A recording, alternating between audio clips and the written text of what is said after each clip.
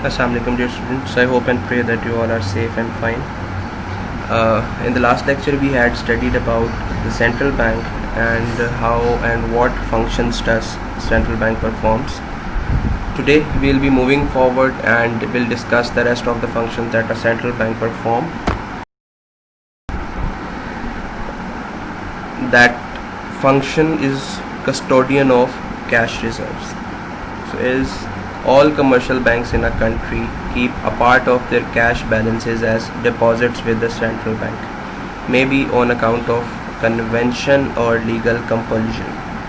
They draw चलें यहाँ तक पहले देख लेते हैं. जब हमने मॉनेटरी पॉलिसी पढ़ी थी तब भी कैश रिजर्व्स की बात हुई थी, जिसमें से दो पार्ट्स थे, स्टैट्यूटरी लिक्विडिटी रिक्वायरमेंट थी और कैश रिजर्व रेशो थी. सो ये उन्हीं रिजर्व्स की बात हो रही है कि सेंट्रल बैंक जो है वो कमर्शियल बैंक के बिहाफ पे अपने पास कैश रिजर्व्स मेंटेन करवाता है. वो एक नॉर्मल कन्वेंशनल वे भी है या कंपल्शन भी है. Most of the time it is a compulsion to avoid any run on bank और to avoid any bankruptcy और बैंक फेलियर. जो सेंट्रल बैंक है किसी भी मुल्क का, वो कमर्शियल बैंक पे ये कंपल्शन लगाता है या ये ज़रूरी करता है कि जितना भी डिपॉजिट आएगा उस डिपॉजिट की एक certain percentage, let's take an example 15%, 20%, so एक सर्टन परसेंटेज सेंट्रल बैंक के पास मेंटेन रखी जाएगी as a reserve. So it will be a liability of the central bank कि वो पैसा जो है रिजर्व के तौर पे अपने पास रख रहा है, लेकिन एक्चुअली वो पैसा कमर्शियल बैंक का है और एट द एंड वो पैसा कमर्शियल बैंक को ही वापस दिया जाएगा. But to avoid any bank failure, या बैंक जो है वो अपने कमर्शियल बैंक की बात हो रही है कि कमर्शियल बैंक अपने ज़ाती प्रॉफिट के लालच में कोई ऐसी फाइनेंसिंग ना करता रहे जो कि इतनी ज़्यादा रिस्की हो और वो पैसा लैंडिंग से वापस ना आ सके, और जब डिपॉजिट होल्डर अपना पैसा वापस लेने आए तो बैंक के पास पैसा ही मौजूद ना हो. सो ऐसी तमाम सिचुएशंस से बचने के लिए सेंट्रल बैंक कंपलसरी करार दे देता है कि कंपल्सरी ये करार दे देता है कि जितना भी डिपॉजिट कमर्शियल बैंक को आता है करंट अकाउंट में या part of the saving account, उसकी एक सर्टन परसेंटेज सेंट्रल बैंक के पास मेंटेन रहेगी as a reserve. And then they draw during busy seasons and pay back during slack seasons. Part of these balances is used for clearing purposes. Other member banks look to it for guidance, help, direction in the time of need. So basically हम कह सकते हैं कि custodian of cash reserve का मतलब ये है कि बैंक, सेंट्रल बैंक अपने पास कमर्शियल बैंक के बिहाफ पे एक सर्टन रिजर्व अमाउंट मेंटेन रखता है और उनको उस पैसे को क्लियरेंस ऑफ चेक्स के लिए भी, अभी हम क्लियरिंग पर्पसेस भी पढ़ेंगे, क्लियरिंग हाउस के फंक्शन पढ़ेंगे तो उसमें चीज़ आपको क्लियर हो जाएगी. क्लियरिंग के पर्पज़ के लिए भी वो पैसा यूज़ होता है.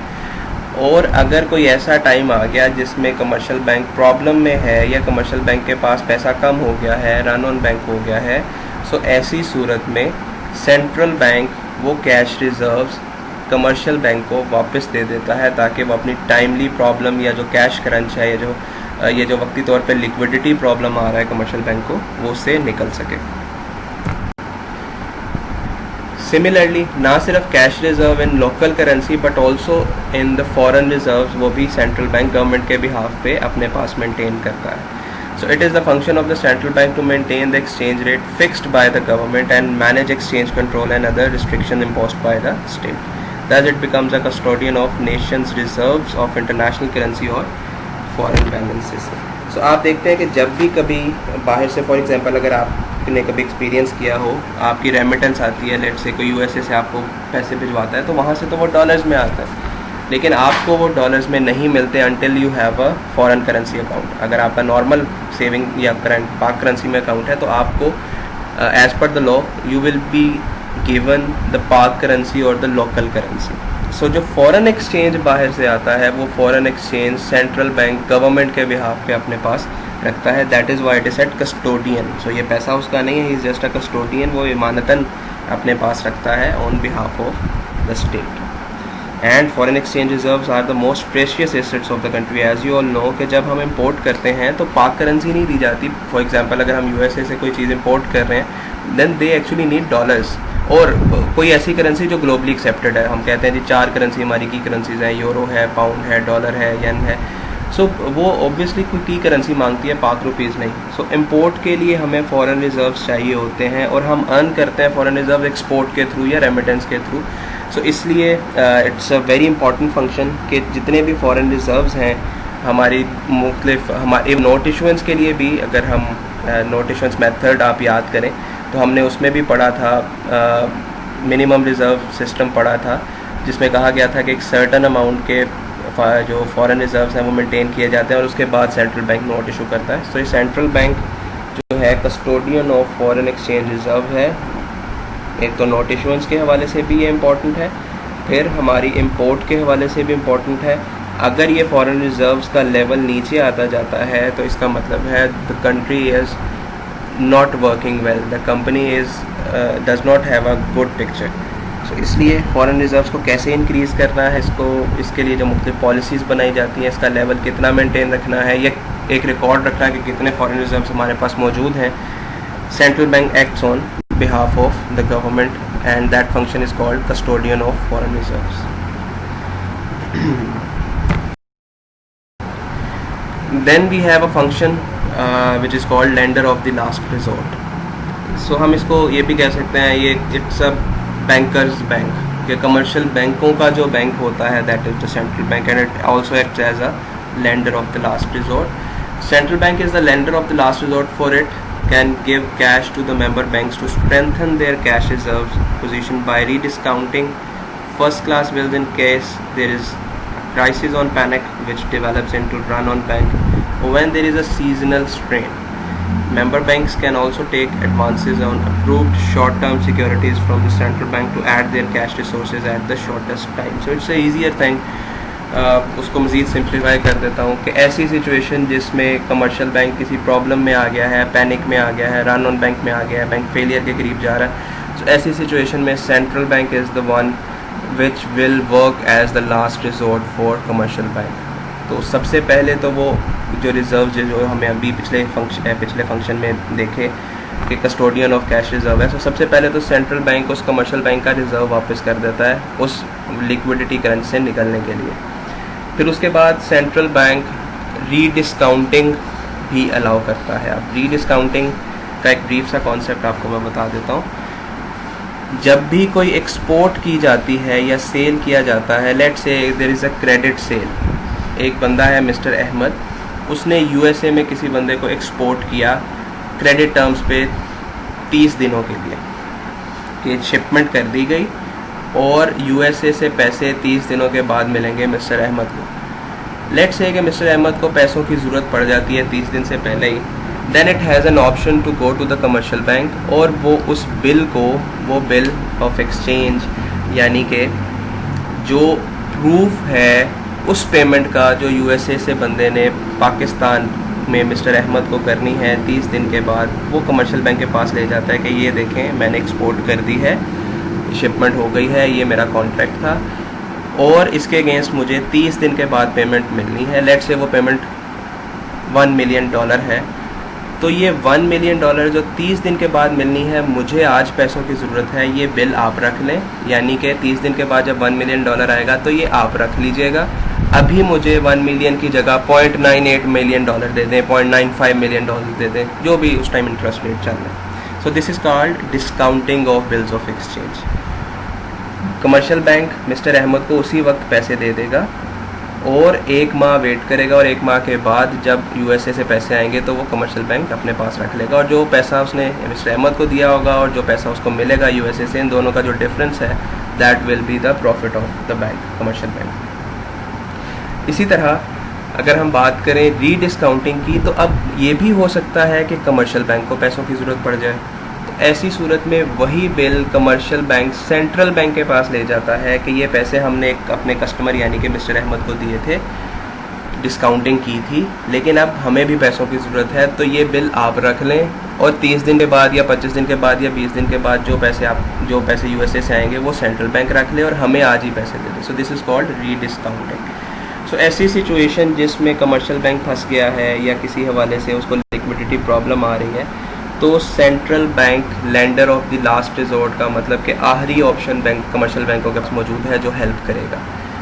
अगर इससे भी काम नहीं चलता तो सम टाइम सेंट्रल बैंक या गवर्नमेंट बेल आउट पैकेज भी दे देती है। डोनेशन, आप उसको कह लें कि कुछ वक्त ही अपने पास से लोन दे देती है जो कमर्शियल बैंक एक लेटर स्टेज पे पे करेगा, या कभी कभी वैसे ही बेल आउट पैकेज दे दिया जाता है जो लोन की सूरत में नहीं बल्कि कैसे पैसे की सूरत में है कि आप ये रखें और वापस ना करें। So by any means the central bank जो कि गवर्नमेंट के बिहाफ पे काम कर रहा होता है, उसकी कोशिश होती है कि कोई भी इदारा बैंकिंग के पर्सपेक्टिव से डिफ़ॉल्ट ना करे, क्योंकि अगर एक बैंक डिफ़ॉल्ट करता है तो एक ये चेन इफेक्ट चलता है, बहुत सारे बैंक एक दूसरे से एसोसिएटेड होते हैं, सो वो ओवरऑल इकोनॉमिक क्रंच आ जाता है। तो इसलिए central bank lender of the last resort के तौर पे भी एक अपना फंक्शन परफॉर्म कर रहा है, जो कमर्शियल बैंकों के लिए हम कहते हैं इट्स अ बैंकर्स बैंक, के बैंकों का एक बैंक है ये।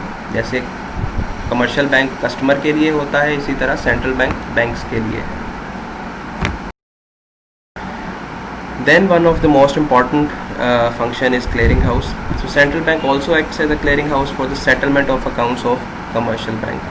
A clearing house is an organization where mutual claims of banks on one another are offset and settlement is made by the payment of the differences. So clearing house के बारे में state bank का एक इदारा है NIFT, National Institutional Facilitation Technologies Private Limited, वो भी state bank के बिहाफ पे ये सेटलमेंट का या क्लियरिंग हाउस का फंक्शन परफॉर्म करता है। ये मैं आपको बताऊंगा जब हम स्टेट बैंक के फंक्शंस पढ़ रहे होंगे या स्टेट बैंक का स्ट्रक्चर पढ़ रहे होंगे। अभी जस्ट क्लियरिंग हाउस के बारे में एक ब्रीफ सा इंट्रोडक्शन दे देता हूँ कि फॉर एग्जांपल एक कस्टमर है जिसके पास मिस्टर ए एक कस्टमर है जिसका अकाउंट HBL में है, अभी बैंक लिमिटेड में है। वो कोई चीज़ सेल करता है और उसको उसके बदले जो पैसे मिलने हैं वो चेक के थ्रू मिलते हैं और वो चेक MCB बैंक का है, ठीक है। तो ऐसी सूरत में अब क्योंकि उसका अकाउंट HBL में है तो MCB का चेक मिला है, वो पैसे विड्रॉ कैसे करे, क्योंकि उसके पास तो MCB का अकाउंट नहीं है या MCB के पास उसका रिलेशनशिप नहीं है। तो ऐसी सूरत में जो कमर्शियल बैंक है, यानी कि जो इंडिविजुअल है, कस्टमर है, वो अपने कमर्शियल बैंक HBL के पास जाता है और HBL से कहता है कि ये MCB का चेक है, आप मेरे बिहाफ पे MCB से पैसे मंगवा के तो मेरे HBL के अकाउंट में जमा करवा दें। अब एक बैंक से पैसे विड्रॉ होने हैं यानी कि MCB, और एक बैंक में पैसे जमा होने हैं यानी कि HBL। तो ये जो पूरा प्रोसेस है कि कस्टमर ने HBL में चेक जमा करवाया, चेक किसी तरीके से MCB में जाएगा, MCB उस चेक को क्लियर करेगा, क्योंकि साइन कस्टमर के वेरीफाई MCB ही कर सकता है, HBL के पास तो कस्टमर नहीं है वो वाला। सो HBL इंश्योर नहीं कर सकता कि ये चेक जेन्युइन है, चेक के साइन वही हैं। सो वो MCB का चेक है, सो ऑब्वियसली MCB ही उसको चेक कर सकता है। तो ऐसी सूरत में वो चेक पहले कस्टमर से HBL गया, HBL से MCB गया, MCB ने उसको क्लियर किया, फिर फंड्स MCB से HBL में ट्रांसफ़र होंगे और HBL से कस्टमर के अकाउंट में ट्रांसफ़र होंगे। सो ये पूरे प्रोसेस को जो फैसिलिटेट करता है या जो फंक्शन ये परफॉर्म हो रहा है, इसको हम कहते हैं क्लियरिंग हाउस फंक्शन। अब ये कैसे होता है ये मैंने आपको बताया जब अभी हम स्टेट बैंक के फंक्शंस पढ़ेंगे। उसमें निफ्ट एक इदारा है, वो निफ्ट इस पूरे फंक्शन को परफॉर्म करता है। I explain it to you practical things और कैसे निफ्ट ये परफॉर्म करता है। सो वो नेक्स्ट लेक्चर्स में आपके साथ शेयर किया जाएगा। सो समराइज़ कर रहा हूँ, central bank begins a banker's bank keep the cash balances of commercial banks, and as such it becomes easier for the member banks to adjust or settle their claims against one another through the central bank.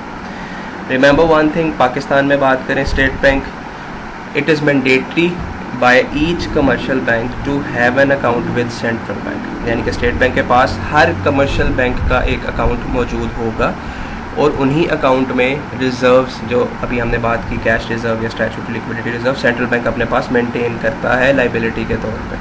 सो उन्हीं reserves में से, उन्हीं पैसों में से, उन्हीं accounts के through फिर ये क्लेम्स जो हैं एक बैंक से दूसरे और दूसरे से पहले में सेटल होते हैं। And this whole function is called clearing house function.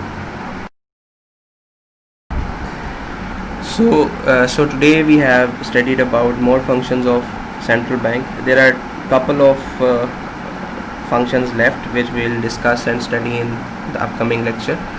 I hope कि आपको इससे प्रीवियस लेक्चर में जो हमने फंक्शंस पढ़े थे और जो आज हमने फंक्शंस पढ़े हैं इसकी क्लियर अंडरस्टैंडिंग हो गई होगी। I would advise you to study the book and the relevant material। मैंने लास्ट स्लाइड के अंदर वो मटेरियल का जो लिंक है वो आपके साथ शेयर भी कर दिया है. So just go through the website, उसको रीड करें, पूरा पढ़ें, समझें. And in the next lecture we will be covering up all the functions of all the rest of the functions of central bank.